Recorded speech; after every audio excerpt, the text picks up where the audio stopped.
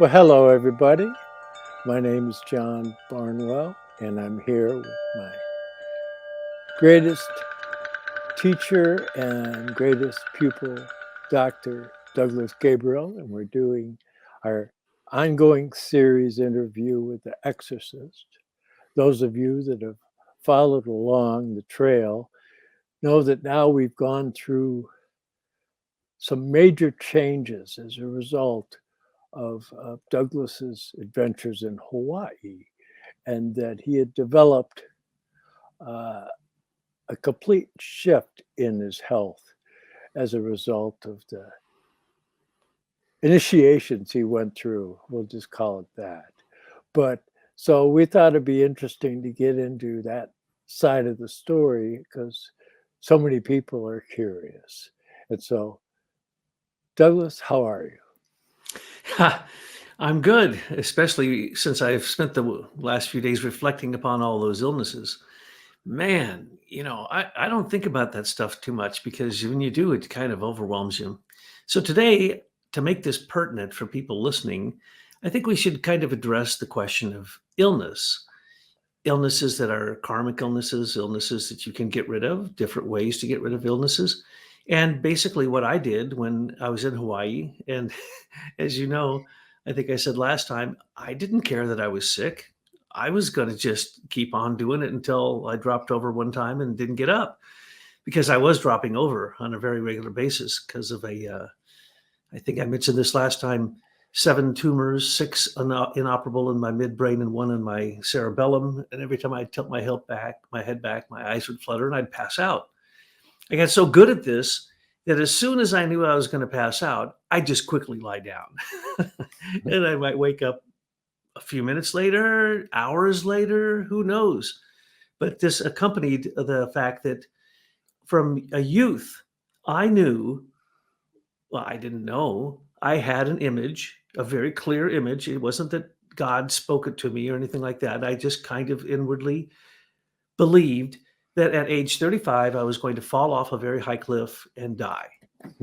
Well, on my 35th birthday, that's when I fell down in my little cabin and went to the 9 layers of hell and couldn't move for 3 days, totally hyper awake.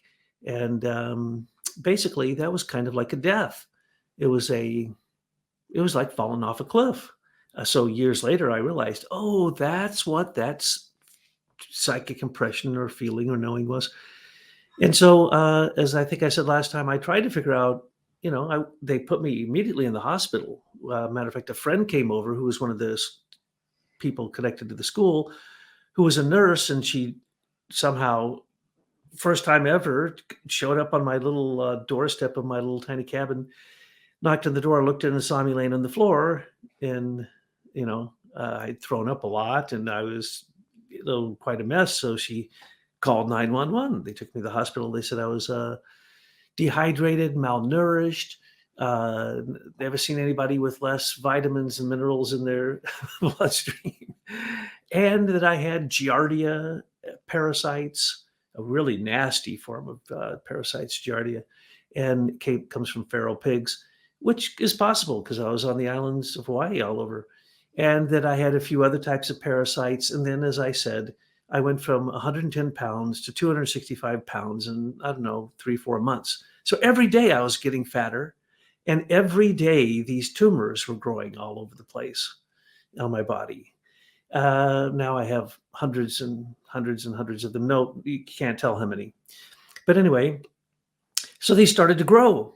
Now, most people would get a little alarmed by that, right? But I'm from a family that had a long history of this kind of thing. You mentioned last time you met my brother who at the wedding, Yeah. and literally when you see him, you go, "Whoa! I've never seen that happen in anybody before. That's just bizarre." Literally tumors on top of tumors on top of tumors, millions of them over his whole body. And he was one of my brothers who had that. I had a younger brother who committed suicide because he had so many of them all over his body. He was so deformed. He also had hearing problems, seeing problems, and cognitive problems. So he ended up taking his life when he was young. So I had a history of this stuff. And so I thought to myself, man, this is no big deal. This is nothing compared to my brothers. I'm just going to keep on going. So I think I've said at the time I was the headmaster of the school, and I started teaching, helping someone teach their fifth grade, and then the sixth, seventh, and eighth. And I was having a great time. And then this class came along of children that no one else thought they could teach, a big class. So I took the class, still was the headmaster of the school and taught first grade. But by second grade, I was falling over so much that the children would go home and tell their parents that I would fall over in class. And so they came and they snuck around and they looked in the window and they were watching, and I didn't fall over. And then one day, one's out there and I fell over. And the class was so trained, they just went on like nothing happened. But she reported it to people and said, no, we have to save his life. But I'd already been to the doctors. And the doctors in Hawaii might as well be, well, they're all idiots. Everyone I encountered was an idiot.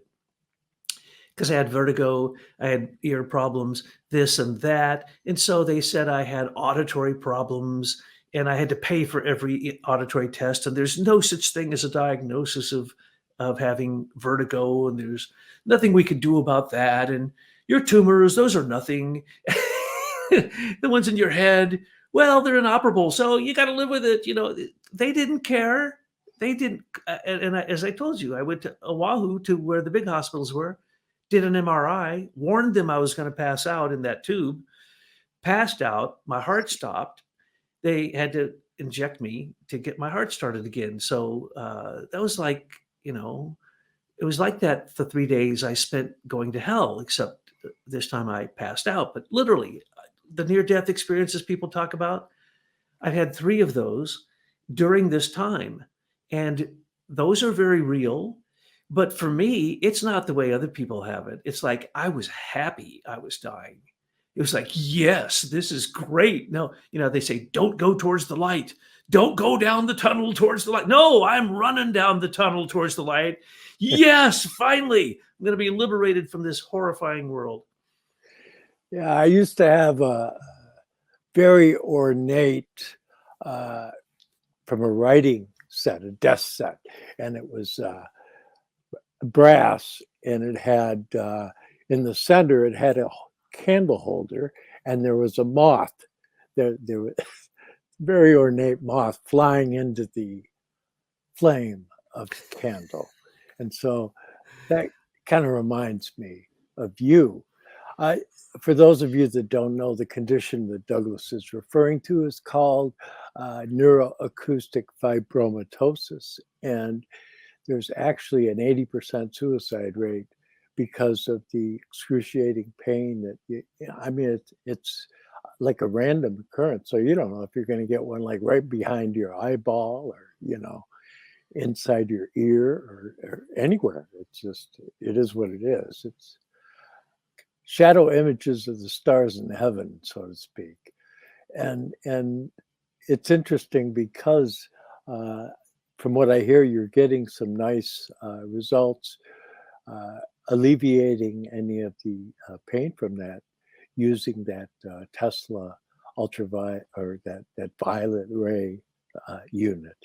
And so when you look at these types of things, if you go to, where did I put it? I've always got myself surrounded by so many books that I can't always find them quick enough. But in the 19th lecture of Volume 2 of The Karma of Untruthfulness, Ritter Steiner gives very detailed, and so I'm not going to attempt to summarize it here because it's so complex, but I will give a few pointers, is that being a threefold human being, you have your physical, etheric, and astral body, and then there's different points in the body at which there's a very specific connection made to your ego, which is that which you received from the realm of the spirits of form, Elohim.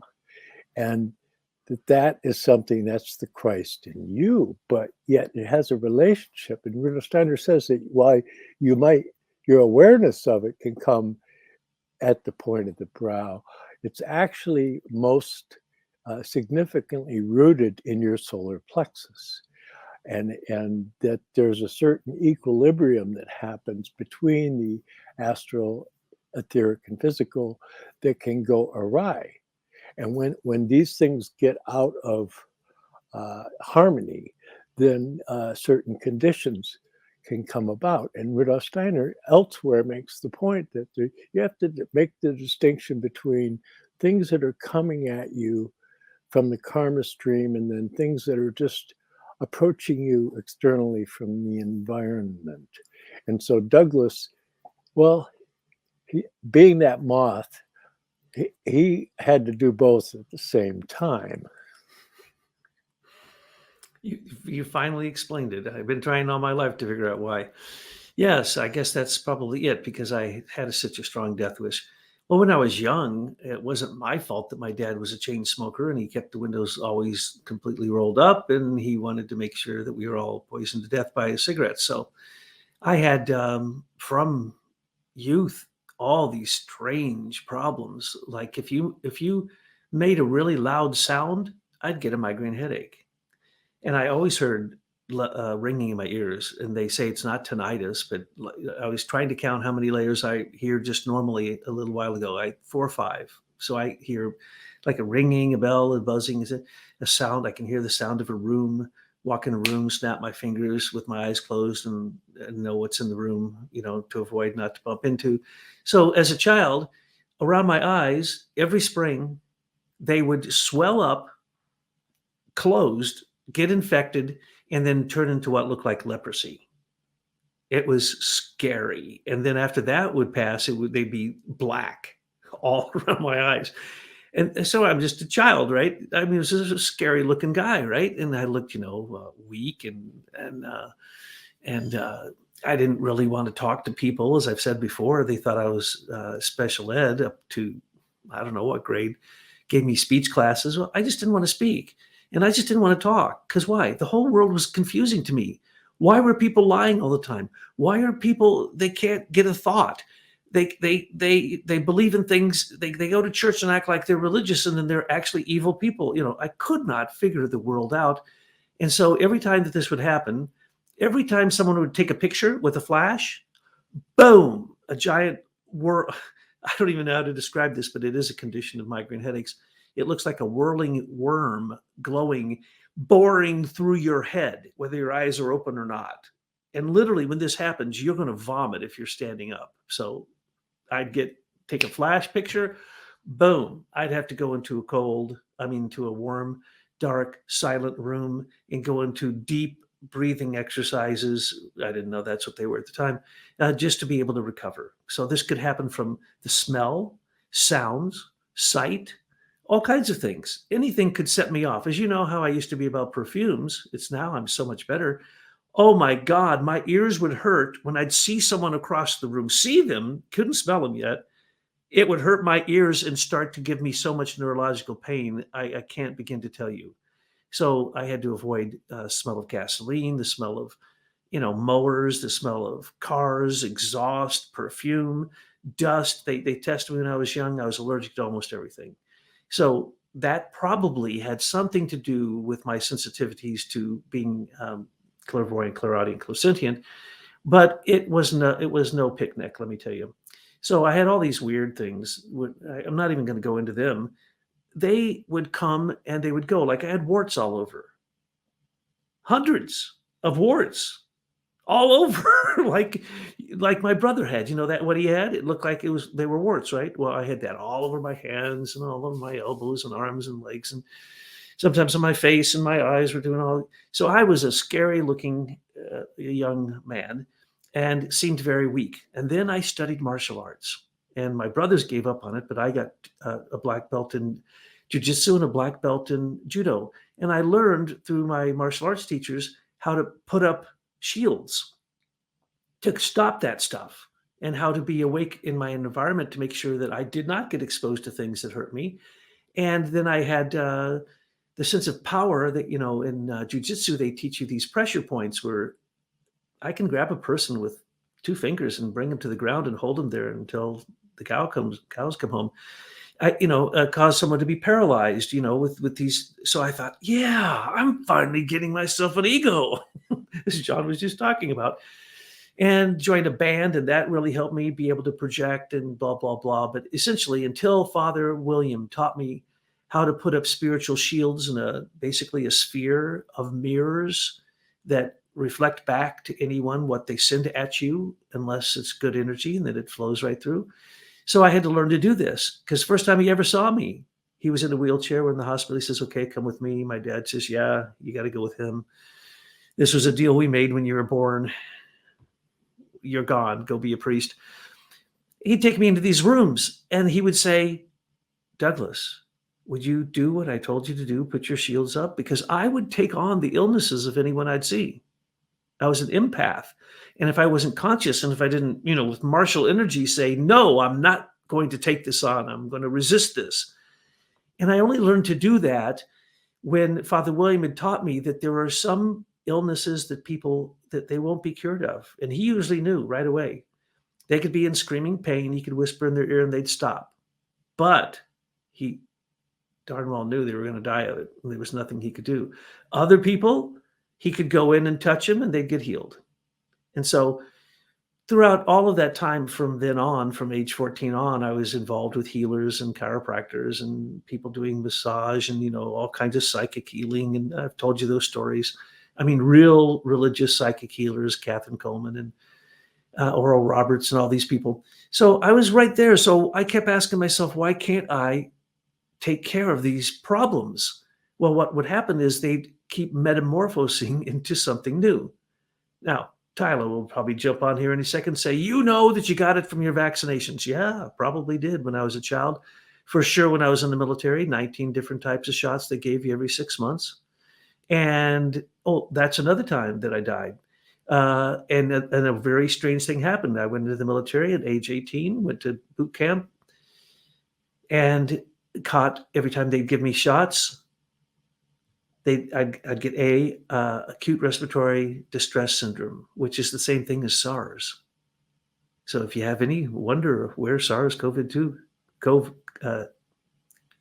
came from, well, let me tell you, what happened to me at that point was so strange, because I went into a fever of 108 for a couple days, and they thought, "Oh, he's fried. His brain's fried. He's like in a coma. He's not coming out. He's gone." You don't get 108 fever and sustain it for a long time without frying your brain. Well, after that, I came back. I was normal. But if certain things would happen to me, like I got a lot of acupuncture later, first time I ever got acupuncture, my temperature dropped so low, it dropped into the 70s. Well, you're supposed to die. So my temperature could go from low 70s to 108 in a matter of minutes. And this has been documented again and again, because of different illnesses would cause this to happen. Like when I was passing 125 kidney stones, or, these different things I had to go through, I would have these fits that were just ridiculous. I'd fall to the ground, go into a fever, sweat until my clothes were drenched, and then I'd be okay. I didn't know I was passing a kidney stone from the kidneys to the bladder. That's what that one was, but that happened 100 times. So I have all these different things throughout all my life. But when it happened in Hawaii, I didn't care anymore. But the people there cared. And so I told you, they forced me to leave. And they forced me to go get that MRI in Oahu. I just said, I already got enough information on this. I know what this is. This is a family disorder. I'm not worried about it. It's going to kill me. So what? I'm going to keep working until the day I die, because I'm having a great time. As I told you, I had a wonderful time there. As you know, when I talked to you on the phone from Hawaii, I would say, "John, I'm not coming back. I'm not coming back. You better come visit me, because I'm not coming back." And I didn't care. But then they said, "No, you can't be passing out in front of the students." Plus, I had all these scars all over me from falling on lava rock, which, as I told you before, you don't fall on lava rock without getting up with a scar. So I was a bloody mess, and I didn't care. And I was learning how to, every time I knew it was coming on, I'd just lie down as quick as I could and not fall. But anyway, they got together all this money and said, okay, go get some therapies. I had looked into going to the Ida Wegman Clinic right down the street from Dornoch, and where Rudolf Steiner worked with Dr. Ida Wegman.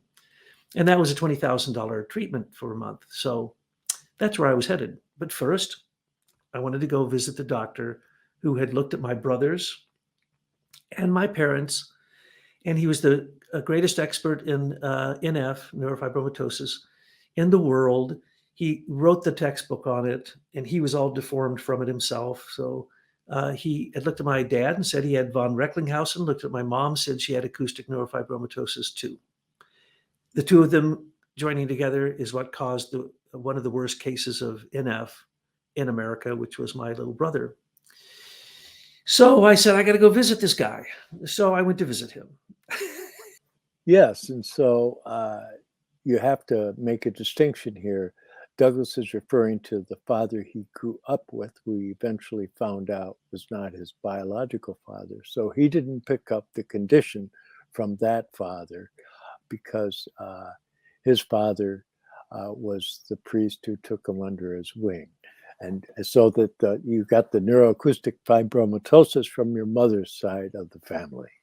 And let me add, the biological father of your siblings may have had similar genetic makeup as your mother, because aren't they from a group of Indians out west?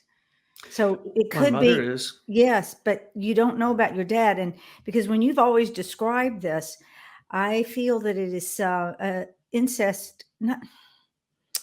It's a genetic disorder from coming from two groups. I don't know. What am I saying? No, that's right. Is it incest? And it's not incest, Well, but it's it could be. You get a lot of those types of developments in areas where they had a small gene pool. That's what I'm Basically, looking they're for. working with. Like I was in not Branson. I was down in what's that city where they were flying things in and they got bus. I forget the name of it, but down in Missouri or in Arkansas. I'm sorry. Menza, isn't it called in Arkansas? It doesn't matter, but I've been in a hill country a lot, and you'll see people that have lived in a valley, and their ancestors lived in a valley, and you got cousins of marrying cousins over generations. This couple walked into the restaurant, and they had almost no chin, and unusual nose, and the whole shape of the head. And the woman was holding a baby, and they all three looked like identical, right, with the same kind of pointed ears, and so all manner of developments can happen when you do that kind of thing, and that's part of the problem with the so-called royals and the noble houses, that they tend to intermarry, and that creates all kinds of problems. I mean, you were raised in the Ozarks. Okay, right next to Arkansas. There are a lot of cousins doing it with other cousins. Oh yeah. Okay. Well, my grandfather. But let's get off the meds. I mean, my goodness, we could be here forever. All of us old folks talking about our medical conditions. So my great grandparents were said to be first cousins. It was rumored that they were brother and sister because they were of the family of Chief Sequoyah. They were Cherokees, and they had been, either them or their parent, if one or the other was on the Trail of Tears. And I mean, they had to hide out for being Indians because in those days, Indians were still shot in Springfield, Missouri. Okay. You didn't tell anybody you were an Indian. So, and then my grandfather, who I love so very much, who is my mother's dad, he was albino, which is a common tendency of inbreeding, right? So he had no hair, a little tiny tuft of white hair, pink eyes, real sky blue with pink instead of white. And he had all these problems, but he was also incredibly sensitive, incredibly insightful and clairvoyant, and totally in touch with nature. So yes, sometimes you get some really bad stuff, but here's the deal. Rudolf Steiner pointed out that in this age, people would be incarnating and all the great beings would be incarnating. But the problem is, the reason is they all have to incarnate is instead of the circle of 12 that's supposed to be down here, there's two circles of 12 to make sure that when half of the ones on the one circle of 12 flake out because they couldn't get a body that actually was they were able to use appropriately, they would have to merge with the others. So basically, all the spiritual beings are incarnated now, and many people get bodies that they don't deserve. So the point is, for you who are listening, what does this mean? Well, if you're a clairvoyant like myself when I was younger and a healer, there were people that God would say, I didn't even know, walking by them on the street, go up and tell them, go put your hand on their liver and tell them that if they eat any more sugar, they're going to die soon.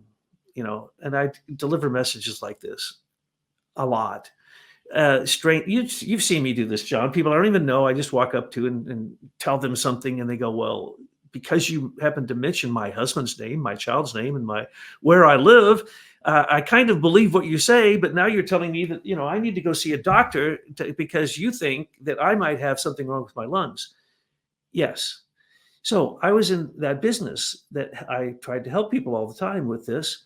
And sometimes, I was strictly in that business as being a healer of all different sorts, crystal healing, aura healing, recommending things to people that might be able to help them. Just walk up and say, what you need is, you got all those stones in your gallbladder. Have you ever tried the Andre Moritz liver flush, the miracle liver flush? Because that's what you need. I said that to a lady the other day, and she goes, how did you know I'm going to have operation next month? How did you know that I have gallbladder stones?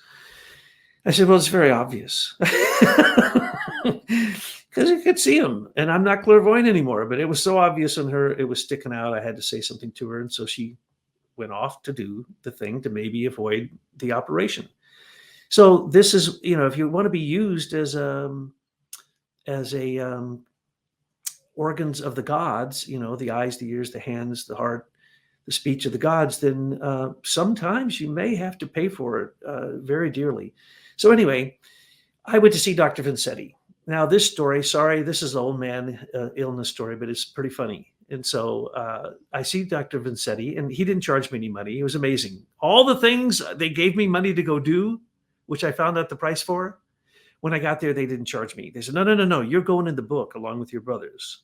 And so they took pictures of me standing there naked, to go in the book. And all these people came in. Literally at the end, there was a table of, must have been 20 doctors who all came in to examine me over days, in Ventura, California. And finally, we're sitting around the table, and here's Dr. Vincetti, and I'm going, okay, what do you say, doctor? What do I have? And he goes, well, I know one thing. You don't have NF. That much I'm sure. But I've only seen 2 people like you before. And you don't need a doctor. You need a psychiatrist, because in the end, you're going to kill yourself. I'm listening. Eyes are getting bigger. What are you talking about? And then he goes, and then he tells me 2 stories about the 2 people that he's seen before. This is the international best clinic in the world for NF. People come there from all over the world to meet with this doctor. And he says, no, you need a psychiatrist, not a doctor. And I'm like, I didn't think I was crazy. I guess, or I thought I hit it well, at least, So he then says, this one guy who had it got so mad at some people in a liquor store that he drove up an on-ramp with his car, went off the road through the air, crashed into the liquor store to kill the people who were in there because he was so mad at them. Why are you telling me these things, doctor? I'm like freaking out. And then he tells me another horrible story, even worse than that. And that's it. That's all he had to offer me. Go away and die. We don't know. But here's the deal. In the end, the other doctor said that my mother had acoustic neurofibromatosis by the characteristic deformed ears and this and that and all of the vertigo she had in her life. And so she maybe didn't have the bumps, but she had the neurological disorder. And as John said, the man who raised me as my father, he had a different one. He had tumors on him this big. Okay. They were huge. And no one would remove them. And same thing with these neurofibromatosis bumps. Nobody cuts them off unless they start attacking a nerve or they have turned cancerous. So anyway, he didn't give me any help whatsoever. So I went to San Diego to see a friend who's a acupuncturist, and he would put 4 needles around every bump that he could find. So sometimes lying on my back, I'd have more than 100 needles in me at once. Flip over, he'd do the same to the ones in the back. Didn't do a damn thing, except caused me to go into those chills and heat. And that's when it got severely documented that this was happening. Matter of fact, they even videotaped it, because this is not supposed to be able to happen humanly, that you freeze to death and then you get hot to death and then you come back to normal, all in a matter of 10 minutes. Then I went up to a place where I had recommended to a bunch of friends, a naturopathic school up in Seattle called, I think, Bashir, I think is the name of it. But anyway, I went up there and they tried this on me, which was really great. Rudolf Steiner said, if you have tumors are a cold forming process. So all you got to do is get in a bath, bring your temperature up to 105 and sustain it for 3 hours, and you will start to change the cold process of a tumor. Very interesting. Oh, they tried that on me. And they'd also put me in ice baths and then hot baths, right? But the hot baths would literally bring my temperature up to 105 and sustain it there. I told them over and over again, you have to keep an eye on me. If I tilt my head back, I'm going to pass out. That's what happened. After days and days of this, the guy sitting there reading a newspaper, and I'm in this bath, pass out, sink down, and drown.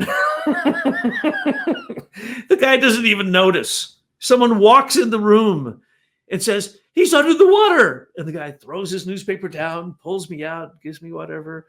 They too, eventually, because they couldn't bring me back, had to, with CPR and all that, had to stab me with a needle and shoot epinephrine into me. So that was twice in less than probably 6 months or something. And so I stayed there a little while, but I got so messed up that I couldn't walk anymore.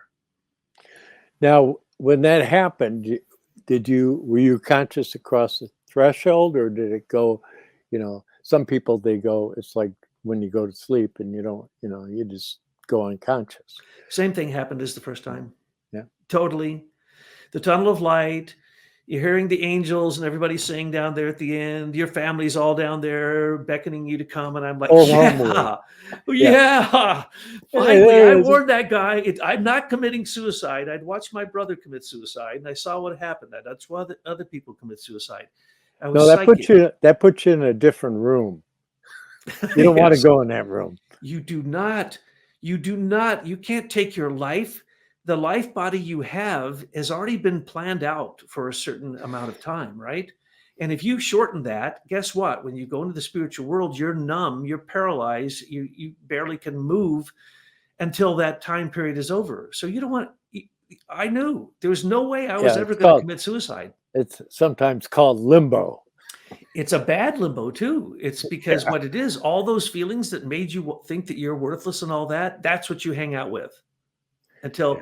Unless a lot of people pray for you, a lot of prayers, and then you can actually help those people mitigate that time and make it shorter. Just like the Catholic Church says, if you pray for people in limbo, they don't have to stay there so long in purgatory. But anyway, so I knew that I wasn't going to commit suicide. But if somebody else killed me, it was like, yeah, sure. I thought I was going to fall off a cliff. So what did I do? Then you get to go to Valhalla. Yeah, that's what I'm thinking. The Valkyrie come and take me. I'm planning to be in Nepal at my 35th birthday on the world tour. That'd be about the most likely place I could think of to fall off a big cliff, which is what I thought was going to happen. So I'm like, hey, I'm playing right into this one. It just so happens when I finally looked at the schedule, I'll be spending my 35th birthday in Nepal and climbing the Himalayas. Okay, well, I thought, yeah, that's kind of logical. Maybe that's where I fall off, but that won't be my fault. I'm not going to throw myself off. So anyway, they pull me out of the bath and they do all this and they feel so bad but I had some kind of neurological thing happen when that happened. So these bumps all over, they're like connected to the nervous system. So if I'm not going to show you the bumps. That's disgusting. But if I literally push one of them, it can make me pass out. If it so happens that on that day they're very sensitive and that one's very sensitive, literally push on it for maybe 20, 30 seconds, boom, I pass out.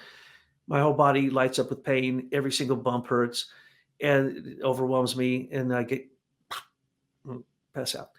So that is what really got me to say, okay, I really do have to do something about this. But after the drowning incident, I literally could barely walk. I went back to my parents' home in Missouri, and I thought, who else is going to take care of me? I can't lie down. I can't sit down. I can't walk without excruciating pain.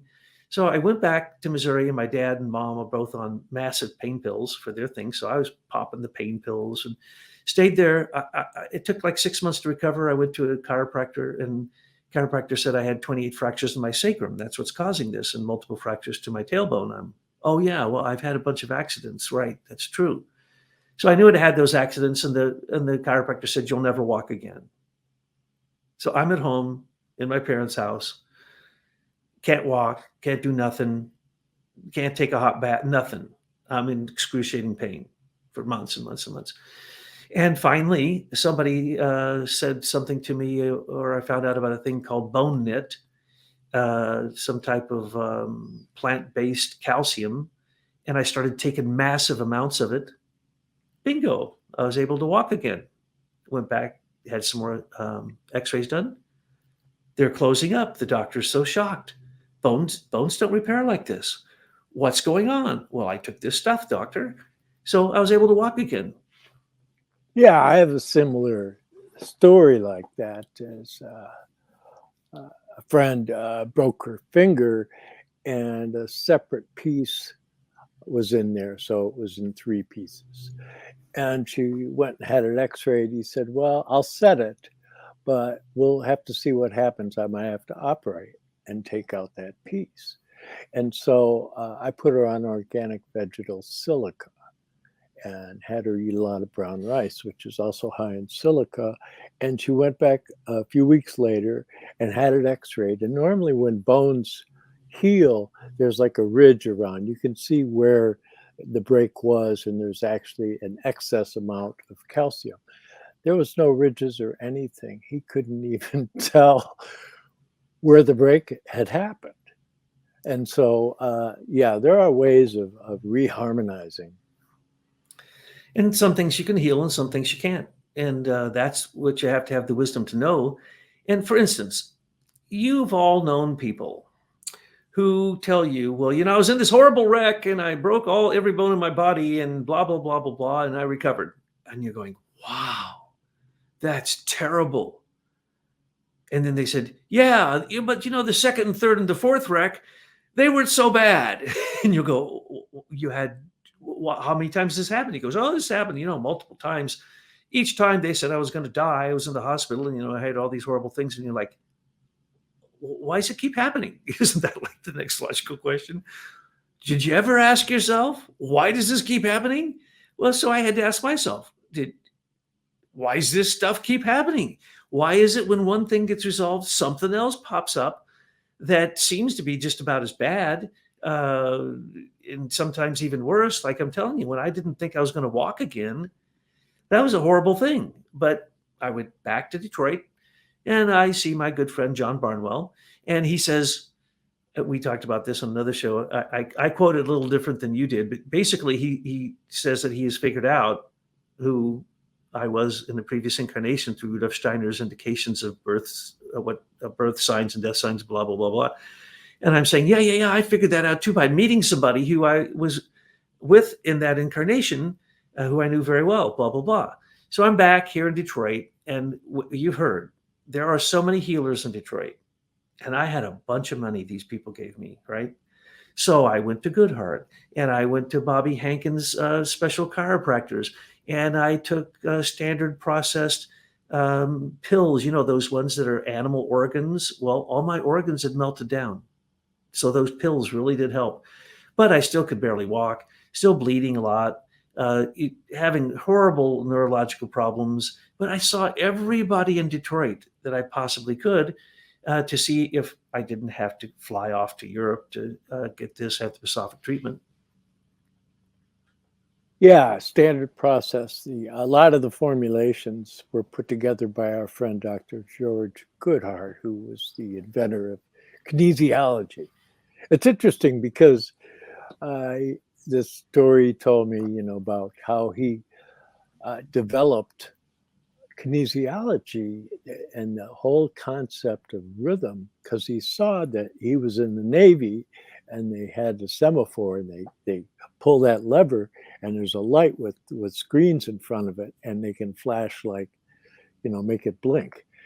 And he noticed that when they did it at a certain rate, that these bugs would all show up. And he said, that's the initial idea that ultimately led to kinesiology and muscle testing and the whole series of events. So you never know how the world is going to present life's experience to you. But in getting closer to what Douglas is talking about here, it's important to keep in mind the distinctions that Rudolf Steiner makes between the brain and the spine, the solar plexus, and then the neurological centers in the abdomen. And that at those points, the Rudolf Steiner says that the ego is able to maintain a containment of certain troublemakers, so to speak. Because, see, you're a free being because of the fall.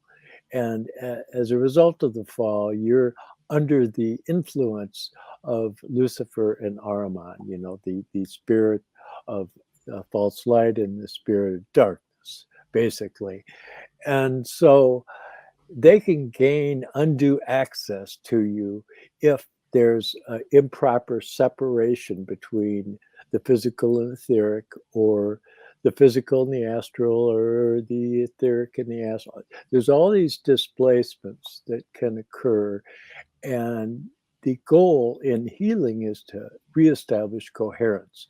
Now, coherence is something that can get out of line through psychological reasons, or perhaps there's a certain component in your diet that's missing, or there's something in your body that doesn't belong there that's toxic, or you have parasites, so there's this whole series of events that you can approach with different protocols. And Douglas basically did them all. As you were thinking, I thought of 10 more problems I had that were so bad that the doctors, so many doctors they just shake their head at me and say, well, you're the worst I've ever seen of this particular thing. Well, that was one of many particular things. I went to Dr. Brownstein. What did he say? He took my blood. He said, I've never seen anyone more depleted in minerals and vitamins in their blood in my whole life. So how long have you not been working? I said, no, I'm working at the time I was working. And I said, no, I never miss a day. And he goes, that's not possible. So he gets an argument with me, telling me, no, you have the worst case of anemia I've ever seen. I don't know how you can even get up. I don't even know how you're sitting here in front of me. And these doctors would say these things. And I was like, none of that is helping me, and then what would happen? Bingo, it would go away somehow. So anyway, I headed off to, I did wheatgrass. Went to the wheatgrass place twice for weeks at a time. It made me a little better. It still didn't bring me back to life. And then I went to Europe and went to Holland for some treatment and went to Dornach, Switzerland.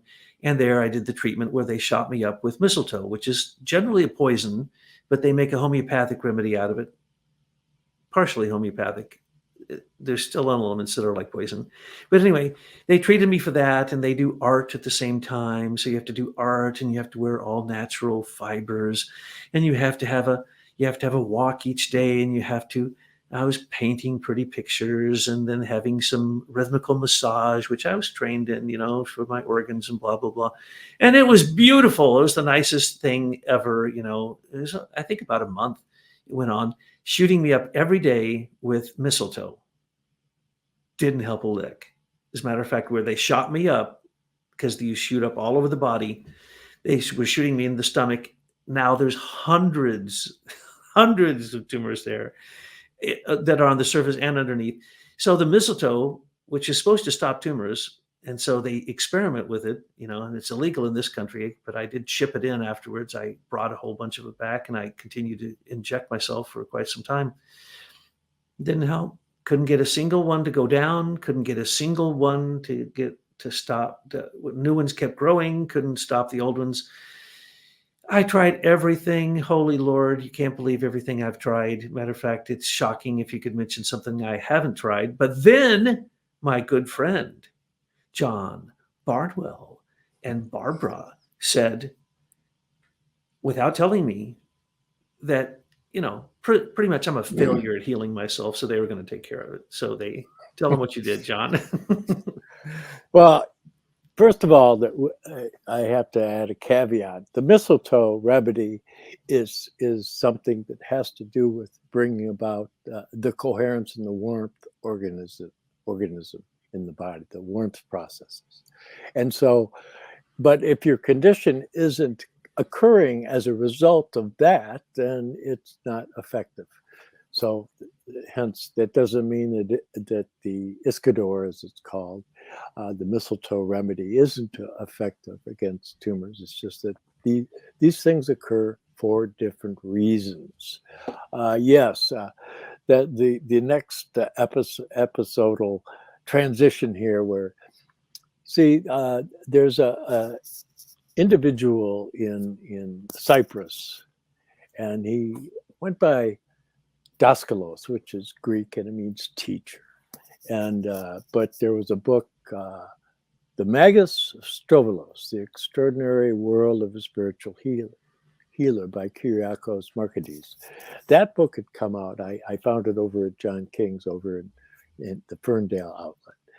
And I had never seen it before. And I brought it home, and Barbara had been in Switzerland. She was staying at a hotel on the shores of Lake Lucerne. It was a neat place where they have one of those, like, I don't know, it's like transport that comes down on cables, right? You go from the hotel down into the city. And she's there, and she had to stick around to take care of Robert, Robert Eckerman, her stepfather, who's like from the Eckerman family, which is like the secretary for Goethe, right? He's a wonderful Swiss gentleman who's since passed on. But anyways, so she had to stick around there. So she had Steiner books with her, and she brought The Occult Science and Outline, Theosophy, and Knowledge of Higher Worlds. And she read all of them.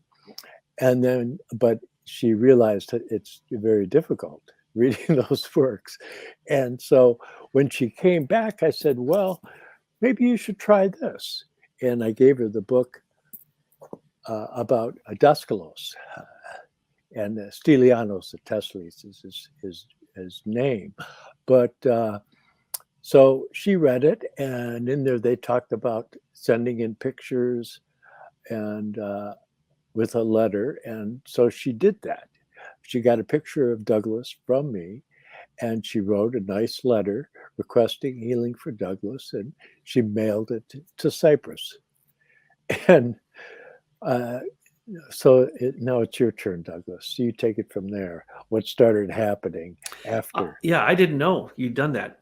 Yeah. And then all of a sudden you guys are smiling every time I come by and you say, how are you doing? And I go, I'm doing really good. I can't explain it. I'm up, I'm moving. I can walk now. I can do all this stuff.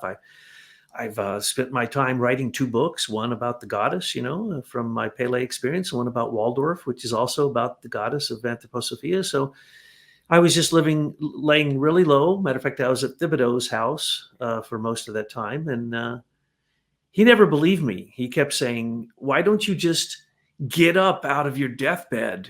Come on, let's go party. And I'm like, yeah, you don't understand, dude. So one morning he sees me, he walks there's about 3 bathrooms in the house. He walks into the bathroom that I usually use, and I'm lying on the floor bleeding all over the place. And he practically throws up. He almost vomits, and he's freaked out. He's like, oh my God, you really are sick. Yeah, no kidding. So I'm busily thinking I'm going to be dead any minute. So I'm going to write these 2 books because this is my message. Just maybe I can say I've done something. And I'm getting better and better and better. And I'm getting up and cooking and doing all of this stuff and feeling good. And I can't explain it. And they're smiling at me every time they see me. Finally, I say, I think I'm really good now. No, I'm really good. And they're like, well, then it's about time we tell you. We sent a picture of you to Daskalos, and that's who healed you. Because I hadn't done anything new. I'd done everything that I possibly knew of, and I'd given up. And they sent this picture off. Now, the strange thing is, the very man who handed him that picture in the little place where Daskalos would do his talks and his healing in Cyprus, his name was Paul Scorpin. And Paul Scorpin was his number one student. And so later we met. Well, actually, Tyla brought Paul Scorpin to Detroit to teach his form of healing that Daskalos taught called Theosis. So we signed up in the course. We did 1 or 2 courses and became certified in Theosis. And basically then we tell him this story and he goes, yeah, I was the guy who went through the pictures. Yeah, I think I remember picking out your picture. Yeah. And then I hand it to Daskalos and he grabs a ball of healing light, depending upon what kind of problem you have, and the description, with the picture described it. So you get a purple or a yellow or a green or a red ball of this energy that he had created in a meditation before, and he stored them up in the corner of this room. And Paul was very sensitive. He could sense these things. And so he just reaches up there, grabs one of these balls of light. I don't remember what color, well, I wouldn't have known. But anyway, he brings it in, sends the energy to the person in the picture. Doesn't matter where in the world they are, they get healed. Yeah, Daskalos, I on several occasions have mentioned that there were, in my mind, 3 really principal Christian initiates working in America and in Europe in the 20th century, and Rudolf Steiner, Daskalos, and then you also have Peter Dunov in Bulgaria. And so that there are certain individuals that have a certain relationship to the impulse of St. John.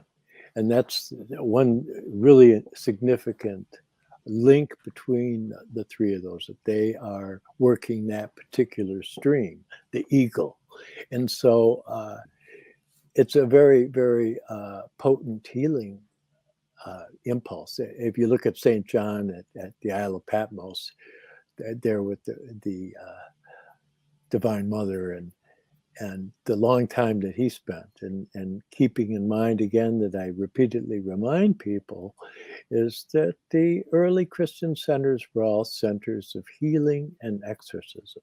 And so that it was about being able to use that Christ mystery to bring about coherence between the vehicles, because if you're not properly aligned in these 3 principal centers are the main ones, that certain forces come out, and there's personality traits that go along with it, lying and cheating and all the various personality pathologies that can result from this. And Rudolf Steiner says, further in the future, they will get to the point of where they'll begin to understand this way of looking at it. But at this point, they don't have a real direct and specific way. But in the work that Daskalos did with the colored light orb phenomena, he worked a great deal with the archangelic realm. And so you have these corresponding colors corresponding to the various archangels, and that's what he was working with. And so depending on which color corresponded to which archangel, it would enable him to be able to transmit to people this healing and coherence that's so much at the root of true wisdom. Yes, Daskalos was an amazing person. And when you see the things that Tyler's posted on some of our sites about Daskalos. It's well worth, it's actually some videos of him in person speaking. And you can tell that there's just a very special thing that comes over him once he, as Paul Scorpin recently said in a video that Tyler posted, after 10 minutes, he'd change completely his characteristics, and St. John would come and embody him and give the talk. Yeah, and it's kind of funny because Barbara fits into the story later on, because you were kind of down and out, really down and out, because your first, your marriage had gone by the wayside.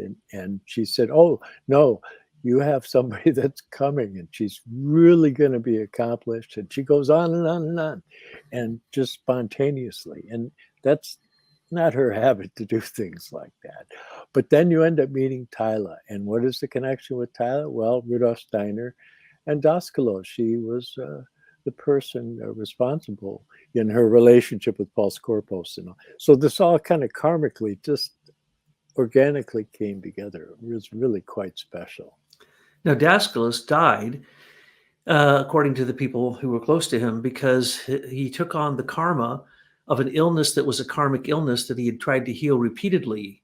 And then he told them, I'm going to go into a very deep, deep state of initiation because I'm going to attempt to correct this karmic illness of, I forget if it was his cousin, or it was a girl, I remember, a younger woman. And so he tried to do this, and he said, whatever you do, don't wake me up. Don't wake me up. Well, he died doing that. So did Tomberg. Remember, Tomberg said, I'm going into an initiation for 3 days. It looks like I'll be dead. Do not try to wake me up. And they did, and he was dead. So, these 3-day initiations that happen, matter of fact, this has happened to me probably a dozen times. If I take even a drug or a food that I'm highly allergic to, I stay awake for 3 days. But it's not a problem. But so every illness is a chance. They call it, it's a blessing. So illness is a blessing, but you have to understand how that could be true. For instance, everyone thinks that illness is your karma from the past, bad karma. Incorrect. Absolutely incorrect. It could be your good karma of the future. It could be for 1,000 million reasons. So you cannot tell. And as a person who literally tried to help people with this, sometimes I could tell, sometimes I couldn't. But here's what usually happened. If it was going to leave easily, and it could be a simple communication, fine, or if it could be a simple magnetic healing, fine. But if it started to rebound on me, then I would back off. If somebody asked me to heal them and I tried and it was rebounding and I had all my shields up, then I knew this was probably a karmic illness. So I assume I have a karmic illness, and it just keeps metamorphosing and changing. And that now I'm almost 70 and I feel great. Couldn't be better, as a matter of fact, which is just unbelievable, because John knows this. People for years have said this to me, especially when I came back to Detroit. They'd say, don't I know you? And I say, yeah, I'm Doug Gabriel. No, he's dead. He died of brain tumors, or he died of a heart attack, or he died of this, or he died of, no, he's dead. And I'm like, no, I'm him. No, you're not. People would argue with me that I am not him because I would look so different from time to time. One minute I'm really thin and healthy, and the next minute I'm fat and look horrible. And, now I'm look fine. And so you just don't know. And that's the point. So if you have an illness out there, do not expect that chasing it down with every single form of treatment that there is going to actually cure it. I can only assume, and I've said this so many times, that I'm only alive because of the prayers and love of other people. And in this particular case, it was the prayers and love of Barbara coming up with this idea, having a faith to send it, and for Daskalos having the ability to attune to me and send it to me and get me healed. And then Paul Scorpin coming along later to teach us Theosis. Now, Theosis is Daskalos' form of healing, and every single night I do a long series of prayers, and one of them is a Theosis healing exercise. So every single night I'm trying to keep up that healing that Daskalos sent me by using the teachings of Paul Scorpin and Daskalos' Theosis to make sure that every night I attempt to cleanse myself of whatever illness or problems there are. And at this point, it's working. And as you mentioned, it's been Tyler who's kept me alive for the last, which has been 12 years. I was surely going to be dead no more than a few weeks after I met her. And somehow she pulled me out of that. And now we have every device there is, and we've tried every device there is, and know all these healers and do all this stuff. And you wouldn't believe the protocols she has derived for both of us to do. And we're both doing great now. So I don't know. I can't explain it. I guess I needed to be sent away from Hawaii. I did go back there as I promised I would. It took me 2 years. When I got back, everything was so changed. And I couldn't stay because then I knew I'm breathing fog. This stuff is killer, man. This stuff will kill you. So I only stayed a short while. A couple times I went back. And, I'm still in communication with the lady who runs the school. Sold my property. And I'm not going back there. And I don't need to go lie on the beach in some tropical island. I just need to keep doing the practices that can heal you and keep you healthy. And those are many. And you just need to find one for yourself if you happen to have some type of illness, and pray that you run into somebody who loves you enough to help you. Like there's Father great Solis. beings out there. And if you align yourself with that divine intention, it can bring you into some very special encounters. And so in keeping with that, as always, we have so much fun telling these stories that we run out of time before the story is over. But that gives us a reason to come and share again. But I find it fascinating the way this whole karma worked out, and with you and Tyler coming together with that Daskalos, like you're surfing on this Daskalos wave, and in comes Tyler, just like Barbara said. And how that happened is just beyond the beyond, but all things are beautiful. And, we try a lot of devices, but it's really about fine tuning and finding the ones that resonate with us in our current condition. And we're very healthy. I'm close to 70, and so is Douglas. And, we are very thankful. And with that, let's close, John. And we're going to see folks next time. And now that the foundation has been laid, that Douglas was a very sick puppy, I hope that we can continue without the complete medical record. But let me show you my bumps. Yeah, that's what I'm worried about. And no complaining. Because where we're going to go in the next one is we're going to take off from the Daskalos healing. And this should be very interesting to people because we're looking at all this warfare, electronic warfare that is being waged against us. And some of this is wireless, but you will say that Daskalos healing you was a form of wireless. Something happened through the ethers. So let's explore that. Subspace, Absolutely. They call it. Yeah. Mm-hmm.